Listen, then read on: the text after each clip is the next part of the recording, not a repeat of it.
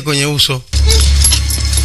Kumbe huyu hakuwa muungwana, hakuwa msamaria mwema, bali huyu alikuwa ni miongoni mwa watu ambao wao wanatengenezaga faida.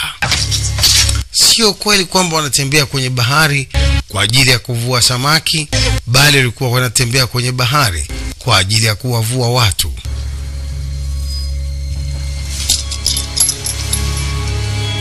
Alizimishwa na nusu kaputi, na ndio maana hata mwenzake alipokwenda kufuata maji hakurudi, maana naye alizimishwa kama yeye pia alivyokuwa amezimishwa.